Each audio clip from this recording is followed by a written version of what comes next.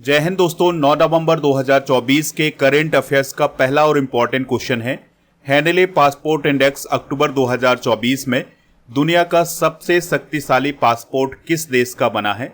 Answer हो जाएगा Singapore. तो अभी हैंडले पासपोर्ट इंडेक्स अक्टूबर 2024 को जारी किया गया है। आपको याद रखना है कि यह साल में 2-3 बार जारी किया जाता है, जैसे जनवरी में, इसके अलावा जून में और अब अक्टूबर में जारी किया गया है। तो अक्टूबर के हैंडले पासपोर्ट इंडेक्स के अनुसार दुनिया का सबसे शक्तिशाली पासपोर्ट किस देश का बना है? सिंगापुर का।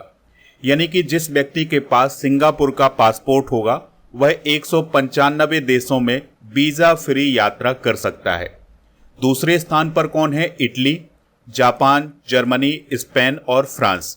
तीसरे स्थान पर कौन है? Austria, Denmark, Finland, Ireland, Luxembourg, Netherland, दक्षिण कोरिया और स्वीडन। तो ये तीसरे स्थान पर हैं। और भारत की रैंक क्या है? 83। दोस्तों, Afghanistan, Syria, Iraq, Yemen, Somalia और पाकिस्तान दुनिया के सबसे कम शक्तिशाली पासपोर्ट वाले देश हैं। देखिए, यहाँ पर एक इंडेक्स की बात हुई है, तो कुछ इंपॉर्टेंट इंडेक्स डिस्कस करते हैं। जैसे अभी हाल ही में वैश्विक बहुआयामी गरीबी सूचकांक को जारी किया गया था ऑक्सफोर्ड गरीबी और मानव विकास पहल और यूएनडीपी के द्वारा। इसमें 112 देशों को शामिल किया गया था और इसमें यह बताया गया था कि भारत में सबसे अधिक गरीब हैं और गरीबों की संख्या बताई गई थी 234 मिलियन की। आर्थिक स्वतंत्रता रिपोर्ट 2024 को जारी किया गया था फ्रेजर इंस्टीट्यूट के द्वारा, जो कि कनाडा का इंस्टीट्यूट है। इसमें 165 देशों को शामिल किया गया था। हांगकांग पहले और भारत 84वें स्थान पर रहा है। ग्लोबल हंगर इंडेक्स ये काफ़ी इंपॉर्टेंट है, तो इसे आप नोट जरूर करें। इसे कंसर्न वर्ल्ड वाइड, जो कि आयरलैंड की संस्था है, और बेल्ट हंगर हिल्फ, जो कि जर्मनी की संस्था है, तो इसने ग्लोबल हंगर इंडेक्स को जारी किया था और इसमें 127 देश शामिल हुए थे। 22 देश पहले स्थान पर रहे हैं, भारत 105वें स्थान पर रहा है। साइबर क्राइम इंडेक्स 2024 को अभी हाल ही में ऑक्सफोर्ड यूनिवर्सिटी के द्वारा जारी किया गया था। 97 देश इसमें शामिल थे, रूस पहले और भारत 10वें स्थान पर रहा है। एआई तत्परता सूचकांक 2024 को अंतर्राष्ट्रीय मुद्रा कोष के द्वारा जारी किया गया था और इसमें 174 देशों को शामिल किया गया था। सिंगापुर पहले और भारत 72वें स्थान पर रहा है। आप इस पूरे लेक्चर को बहुत ही ध्यान से लास्ट तक देखिएगा। लास्ट में आपसे क्वेश्चन पूछा जाएगा जिसका आंसर कमेंट बॉक्स में बताना है। दोस्तों, अगर आप चैनल पर पहली बार आए हैं तो सब्सक्राइब कर लें, बेल आइकन भी दबा लें, जिससे आपको समय पर सबसे पहले नोटिफिकेशन मिल सकेगा। जो लोग हमसे नए जुड़ रहे हैं उनके लिए बता दें कि स्टडी करके ऐप पर आपको अक्टूबर 2024 के करंट अफेयर्स की ई बुक मिल जाएगी, तो इसको आप वहां से प्राप्त कर सकते हैं। ऐप का लिंक डिस्क्रिप्शन बॉक्स में दिया गया है। अगला क्वेश्चन है, त्रिसेवा सैन्य अभ्यास पूर्वी प्रहार का आयोजन कहाँ हो रहा है? आंसर हो जाएगा लद्दाख में। तो दोस्तों, भारत का पूर्वी प्रहार अभ्यास पूर्वी लद्दाख में आयोजित किया जा रहा है। यानी कि पूर्वी प्रहार अभ्यास लद्दाख के पूर्वी हिस्से में किया जा रहा है। यहाँ पर आप लद्दाख को देख सकते हैं और ये इसका पूर्वी हिस्सा है।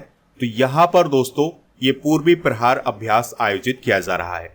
इसका आयोजन 8 से 18 नवंबर 2024 तक किया जाएगा और इसमें भारतीय सेना, नौसेना और वायुसेना तीनों सेनाएं इसमें शामिल हो रही हैं। दोस्तों, इस मिलिट्री एक्सरसाइज का उद्देश्य यह है कि भारत की जो डिफेंस पावर है उसका प्रदर्शन करना। इस अभ्यास में लाइट कॉम्बैट हेलीकॉप्टर, इसके अलावा ड्रोन और Su-30 MKI विमान और राफेल लड़ाकू विमान शामिल होंगे। कुछ इंपॉर्टेंट मिलिट्री एक्सरसाइज डिस्कस करते हैं। जैसे अभ्यास मैत्री का आयोजन भारत थाईलैंड के बीच हुआ है। होपेक्स अभ्यास भारत इजिप्ट के बीच हुआ है और फ्रीडम एज अभ्यास दक्षिण कोरिया, अमेरिका और जापान के बीच हुआ है। जिमेक्स अभ्यास भारत जापान के बीच। रेड फ्लैग अभ्यास, यह एक बहुराष्ट्रीय अभ्यास था, यानी बहुत सारे देशों ने इसमें हिस्सा लिया था और यह अमेरिका में हुआ था। तर्कस अभ्यास का आयोजन भारत अमेरिका और शक्ति एक्सरसाइज का आयोजन भारत फ्रांस और अभ्यास पूर्वी लहर का आयोजन भारतीय नौसेना के द्वारा किया गया था। डस्टलेक अभ्यास भारत उज्बेकिस्तान के बीच। IMT ट्राइलेट का आयोजन भारत मोजाम्बिक और तंजानिया के बीच हुआ था। टाइगर ट्रायम्फ भारत अमेरिका के बीच। अभ्यास लामितिया भारत सेशेल्स के बीच। सी डिफेंडर्स भारत अमेरिका के बीच। समुद्र लक्ष्मण भारत मलेशिया के बीच और धर्म गार्जियन अभ्यास भारत जापान के बीच और शांति प्रयास 4 अभ्यास का आयोजन नेपाल में किया गया था और यह एक बहुराष्ट्रीय अभ्यास था। वायु शक्ति अभ्यास 2024 का आयोजन भारत में किया गया है। अगला क्वेश्चन है QS एशिया रैंकिंग 2025 में IIT दिल्ली की रैंक क्या है? आंसर हो जाएगा 44। तो देखिए अभी QS एशिया रैंकिंग 2025 को जारी किया गया है, जिसमें एशिया महाद्वीप की जो टॉप यूनिवर्सिटी हैं उनकी रैंकिंग जारी की गई है। दोस्तों QS का मतलब क्या होता है? क्वार्टरली साइमंड्स, और यह हर साल इस इंडेक्स को जारी करती है। और दोस्तों इसकी स्थापना 1990 में की गई थी। यह हायर एजुकेशन और कैरियर इंफॉर्मेशन के लिए एक स्पेशलिस्ट एनालिस्ट और सॉल्यूशन प्रोवाइडर कंपनी के रूप में काम करती है। दोस्तों टॉप 100 में कौन कौन सी भारत की यूनिवर्सिटी शामिल हैं?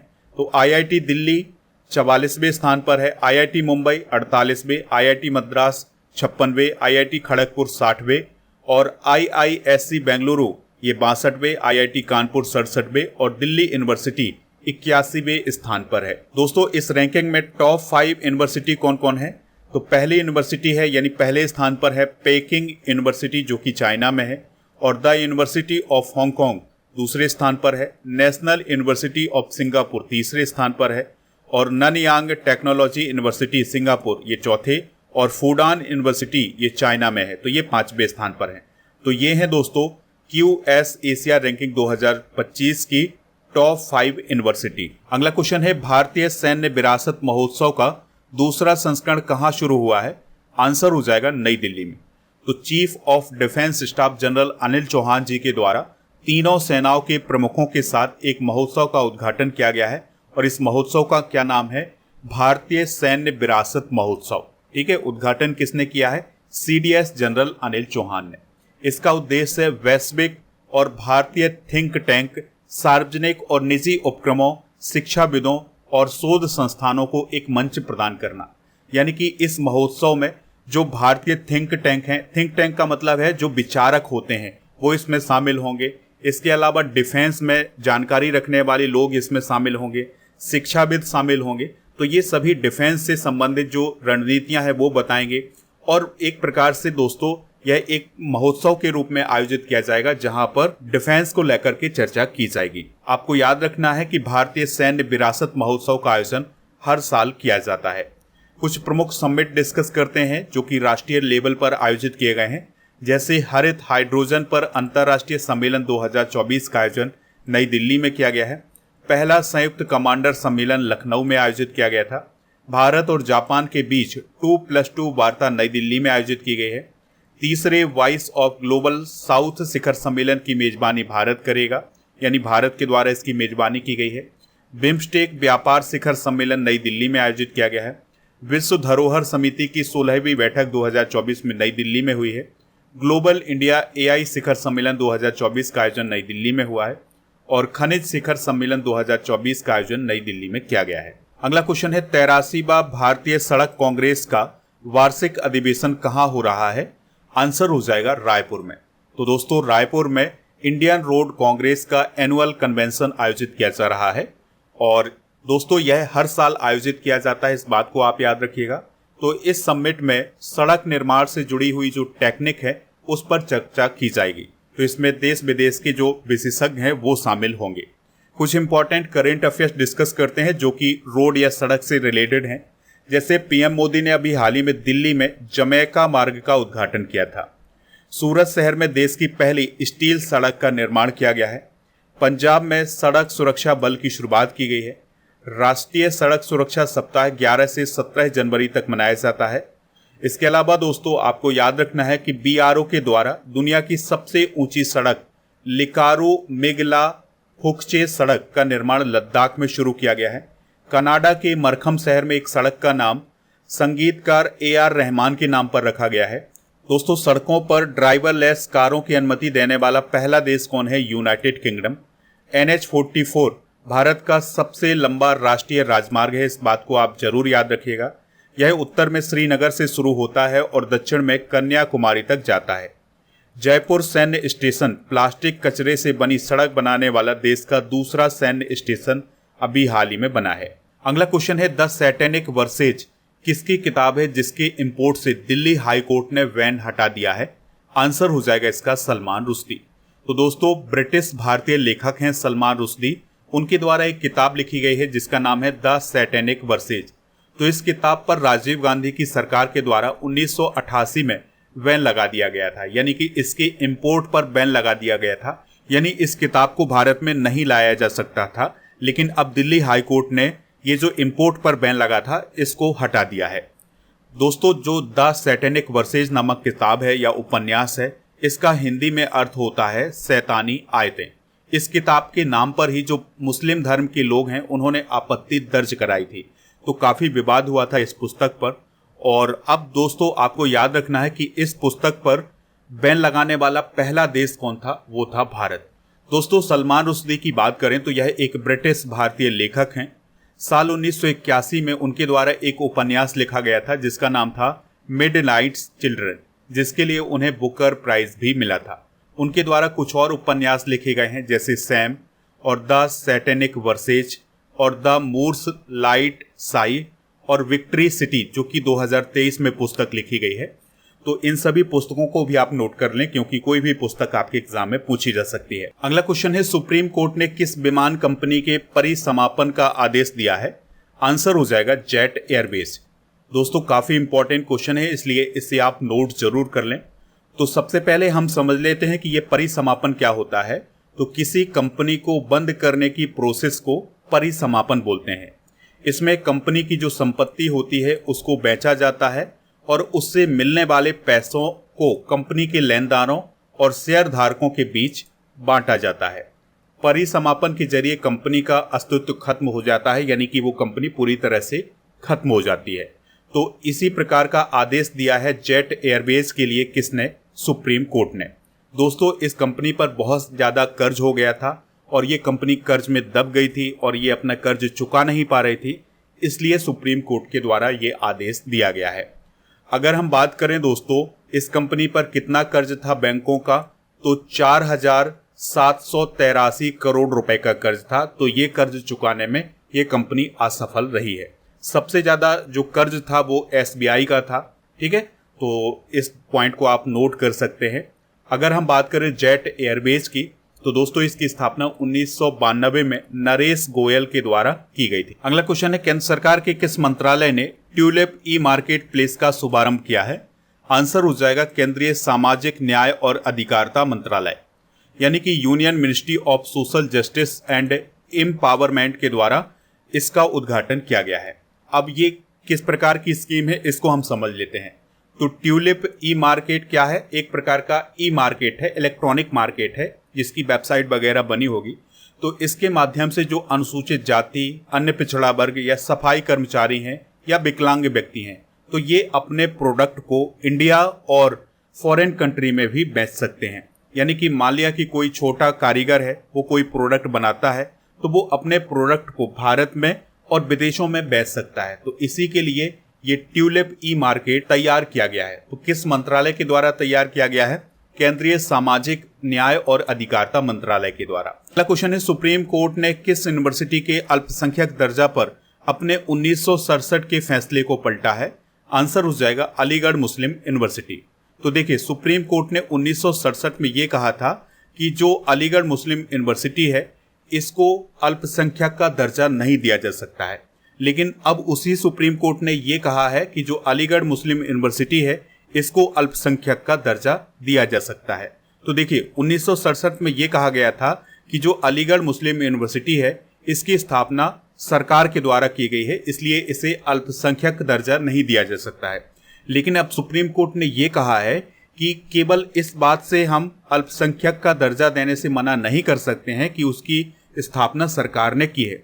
अब क्या होगा? सुप्रीम कोर्ट ने ये कहा है कि इसका पता लगाया जाए कि इसकी स्थापना किसने की थी और किस उद्देश्य से की थी, इसके बाद इसे अल्पसंख्यक का दर्जा दिया जा सकता है। दोस्तों बात करते हैं अलीगढ़ मुस्लिम यूनिवर्सिटी की। तो इसकी स्थापना 1920 में की गई थी और इसकी उत्पत्ति 7 जनवरी 1877 को सर सैयद अहमद खान के द्वारा स्थापित मोहम्मडन एंग्लो ओरिएंटल कॉलेज से मानी जाती है। यानी कि ये माना जाता है कि जो सर सैयद अहमद खान के द्वारा मोहम्मडन एंग्लो ओरिएंटल कॉलेज की स्थापना की गई थी, यही आगे जाकर के अलीगढ़ मुस्लिम यूनिवर्सिटी बन गई है।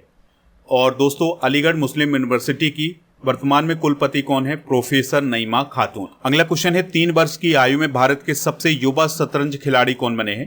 तो उनका नाम है अनीस सरकार। तो कोलकाता के रहने वाले हैं अनीस सरकार। तो वो भारत के सबसे कम उम्र के शतरंज खिलाड़ी बन गए हैं। उन्होंने 3 साल 8 महीने और 19 दिन की उम्र में फिडे रेटिंग हासिल कर ली है। अगला क्वेश्चन है एनटीपीसी ने अपना 50वां स्थापना दिवस कब मनाया है? आंसर हो जाएगा 7 नवंबर को। एनटीपीसी का मतलब क्या होता है? National thermal power corporation limited, और यह भारत की सबसे बड़ी बिजली कंपनी है। इस बात को आप याद रखिएगा। इसकी स्थापना 7 नवंबर 1975 को हुई थी, इसलिए इसने अभी अपना 50वां स्थापना दिवस मनाया है। मुख्यालय कहाँ है? नई दिल्ली में, और इसके अध्यक्ष और एमडी हैं गुरदीप सिंह। अगला क्वेश्चन है अंतर्राष्ट्रीय सौर गठबंधन की विश्व सौर रिपोर्ट के अनुसार 2023 में वैश्विक सौर क्षमता कितनी हो गई है? आंसर हो जाएगा 1418 गीगावाट। अगला क्वेश्चन है मूसी नदी पुनर्जीवन परियोजना किस राज्य में शुरू की गई है? आंसर हो जाएगा इसका तेलंगाना। तो तेलंगाना राज्य में मूसी नदी को पुनर्जीवित करने के लिए एक प्रोजेक्ट शुरू किया गया है। मूसी नदी तेलंगाना राज्य में बहने वाली एक प्रमुख नदी है, और यह कृष्णा नदी की प्रमुख उपनदी है, और हैदराबाद महानगर इसके किनारे बसा हुआ है। तो अगर आपसे पूछा जाए हैदराबाद किस नदी के किनारे बसा हुआ है, तो यह मूसी नदी के किनारे बसा हुआ है। ठीक है दोस्तों, यहाँ पर आप देख सकते हैं ये हैं ए रेवंत रेड्डी, जो कि तेलंगाना के सीएम है। तो इन्होंने मूसी नदी के किनारों का दौरा भी किया था। अगला क्वेश्चन है भारतीय शतरंज खिलाड़ी अर्जुन एरिगेसी शतरंज रेटिंग में किस स्थान पर पहुंच गए हैं? तो वह दूसरे स्थान पर पहुंच गए हैं। अगला क्वेश्चन है white house chief of staff किसे नियुक्त किया गया है? आंसर हो जाएगा सूसी विल्स को। तो सबसे पहले यह समझ लें कि व्हाइट हाउस क्या है। तो दोस्तों व्हाइट हाउस अमेरिका के राष्ट्रपति भवन को बोला जाता है। जैसे हमारे यहाँ राष्ट्रपति भवन बोला जाता है और अमेरिका में व्हाइट हाउस बोला जाता है। तो white house chief of staff किसे नियुक्त किया गया है? सूसी विल्स को नियुक्त किया गया है। और उनकी नियुक्ति किसने की है? ये डोनाल्ड ट्रंप ने की है। तो डोनाल्ड ट्रंप अभी हाल ही में अमेरिका के 47वें नंबर के प्रेसिडेंट बने हैं। इस पॉइंट को आप याद रखिएगा। अब आप कमेंट बॉक्स में ये भी बताएं कि डोनाल्ड ट्रंप ने किसको हराया है। दोस्तों अब हम कल के करंट अफेयर्स को एक बार रिवाइज कर लेते हैं। तो कौन सा देश बुर्का प्रतिबंध को 2025 से लागू करेगा? स्विट्जरलैंड। हाल ही में किस राज्य ने नए डीजीपी नियुक्ति नियम लागू किए हैं? उत्तर प्रदेश। मध्य प्रदेश और किस राज्य ने चीता प्रोजेक्ट के लिए संयुक्त पहल का गठन किया है? राजस्थान। दुनिया की पहली मिस वर्ल्ड कौन थी जिनका हाल ही में निधन हो गया है? किकी हकनसन। उत्तर प्रदेश में बाम सुंदरी और टार्क की सेमीकंडक्टर इकाइयों को कहां स्थापित किया जाएगा? किस देश ने 16 साल से कम उम्र के बच्चों के लिए सोशल मीडिया पर बैन लगाया है? ऑस्ट्रेलिया। विश्व रेडियोग्राफी दिवस कब मनाया जाता है? 8 नवंबर। भारत और किस देश की सीमा पर पहला इंटीग्रेटेड चेक पोस्ट शुरू किया गया है? भूटान। रोहिणी नैयर पुरस्कार 2024 किसे प्रदान किया गया है? अनिल प्रधान। सुल्तानगंज रेलवे स्टेशन का नाम बदलकर अजगैबीनाथ धाम रखा जाएगा। यह किस राज्य में है? बिहार। राष्ट्रपति द्रौपदी मुर्मू को भारतीय नौसेना के किस जहाज ने गार्ड ऑफ ऑनर दिया है? आईएनएस हंसा। भारत सरकार के किस मंत्रालय ने पराली जलाने वाले किसानों के लिए 2 गुना जुर्माना लगा दिया है? पर्यावरण मंत्रालय। संयुक्त राष्ट्र और आईजीएडी की रिपोर्ट के अनुसार अफ्रीका के हॉर्न क्षेत्र में कितने लोग खाद्य असुरक्षा का सामना कर रहे हैं? 65 मिलियन। किस राज्य में व्यापक जातिगत जनगणना शुरू की गई है? तेलंगाना। किस राज्य में 15 दिन का जल उत्सव अभियान शुरू किया गया है? अरुणाचल प्रदेश। दोस्तों आज के जनरल नॉलेज के पिटारे में हम विज्ञान की विभिन्न शाखाएं डिस्कस करेंगे। तो एक्ोस्टिक्स को ध्वनि विज्ञान कहा जाता है, एंटोमोलॉजी को कीटों का अध्ययन, और ऑर्निथोलॉजी को पक्षियों का अध्ययन, सेरिकल्चर को रेशम कीट पालन का अध्ययन, एपीकल्चर को मधुमक्खी पालन का अध्ययन, पोमोलॉजी को फलों का अध्ययन, पीसीकल्चर को मत्स्य पालन का अध्ययन, माइकोलॉजी को कवकों का अध्ययन कहा जाता है, फाइकोलॉजी को शैवालों का अध्ययन, एंथोलॉजी को फूलों का अध्ययन, पोमोलॉजी को फलों का अध्ययन कहा जाता है, और एक्टियोलॉजी को मछलियों का अध्ययन कहा जाता है, डेंड्रोलॉजी वृक्षों और झाड़ियों का अध्ययन कहा जाता है, ओफियोलॉजी सर्पों का अध्ययन, और सौरोलॉजी छिपकलियों का अध्ययन, और सिल्वीकल्चर में काष्ठी पेड़ों का संवर्धन किया जाता है। अक्टूबर 2024 के करंट अफेयर्स को भी एक बार रिवाइज करते हैं। पेरिस पैरालंपिक गेम्स 2024 में प्रवीण कुमार ने हाई जंप में कौन सा मेडल जीता है? गोल्ड। वृंदावन ग्राम योजना किस राज्य में शुरू की गई है? मध्य प्रदेश। हाल ही में विश्व कृषि मंच बोर्ड में किस भारतीय को चुना गया है? सुरेश प्रभु। पीएम मोदी ने जल संचय जन भागीदारी पहल की शुरुआत कहाँ की है? सूरत। असम सरकार के द्वारा किस दिन को सूता दिवस के रूप में मनाया जाएगा? 20 अगस्त को। बबीता चौहान किस राज्य की महिला आयोग की अध्यक्ष बनी है? उत्तर प्रदेश। मनीष कुमार गुप्ता किस राज्य के नए चीफ सेक्रेटरी बने हैं? अरुणाचल प्रदेश। ITTF फाउंडेशन के पहले भारतीय एम्बेसडर कौन बने हैं? शरद कमल। टाइम मैगजीन की most influential people in AI 2024 की सूची में किस भारतीय को शामिल किया गया है? अश्विनी वैष्णव और अनिल कपूर को। किस राज्य सरकार ने पुलिस बल में महिलाओं को 33% रिजर्वेशन प्रदान किया है? राजस्थान।